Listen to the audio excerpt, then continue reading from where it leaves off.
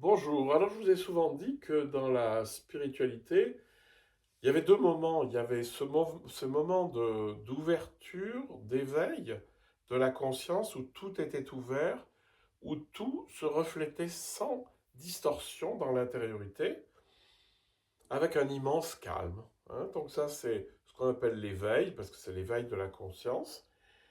Euh, et que ça, c'est une chose, qu'elle est relativement accessible et assez rapidement. Mais que la deuxième chose dans notre vie spirituelle, c'est la grande libération, le grand déconditionnement.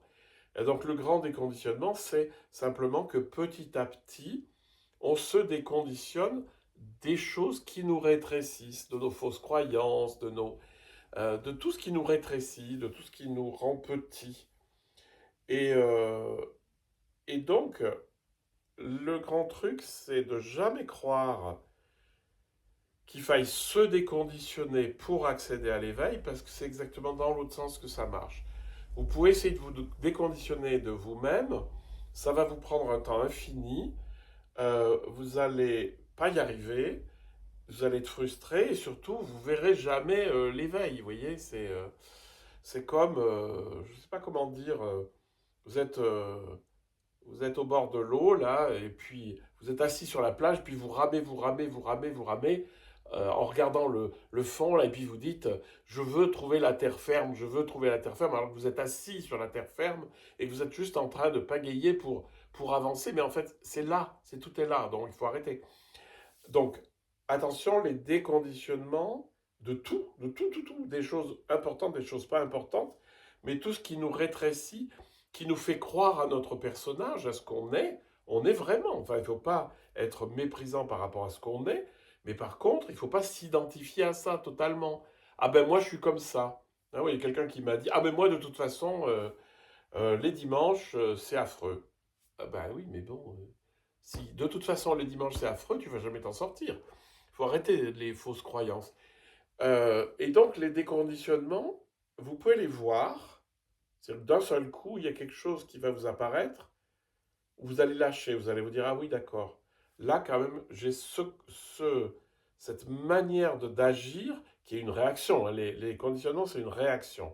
J'ai cette manière d'agir, mais c'est pas pertinent, puis vous n'allez plus le faire. Vous n'allez pas vous forcer à plus le faire, mais vous allez simplement le lâcher. Euh, Parce que vous vous en serez rendu compte. Euh, Ça m'est arrivé il n'y a pas très longtemps où je me suis dit, ah oui, tiens, c'est vrai, je ne devrais pas faire comme ça. C'est-à-dire, je parlais des choses qui étaient pas bonnes pour la spiritualité, du genre la rigidité, les choses comme ça.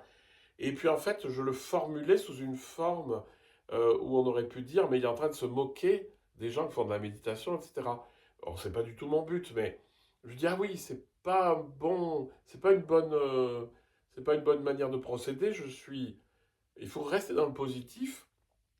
Il faut évidemment dire ce qui nous freine, mais il faut pas que je donne l'impression que je suis en train de critiquer d'autres personnes. Je critique personne. Je vois juste qu'il y a des pratiques qui ne sont pas positives, qui ne nous mènent pas vers l'ouverture.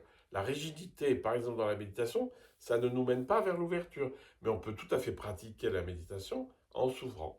Voilà, c'est des petites choses comme ça où récemment je me suis rendu compte d'un conditionnement qui s'était déconditionné tout seul, dont je ne m'étais pas rendu compte.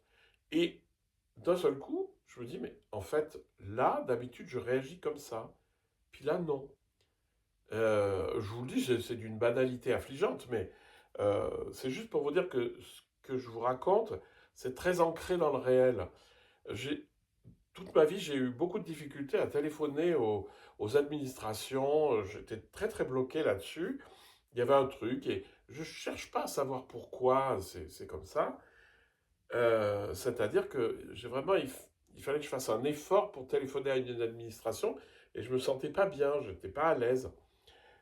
Et puis l'autre jour, je téléphone, je me rends même pas compte, il a fallu que je retéléphone derrière, etc. Puis je dis, mais en fait, t'as eu aucune appréhension de ce genre. Et ben voilà un type de conditionnement qui s'est gommé. Donc ça va des choses très graves aux choses très banales. C'est que l'éveil déconditionne. Pourquoi?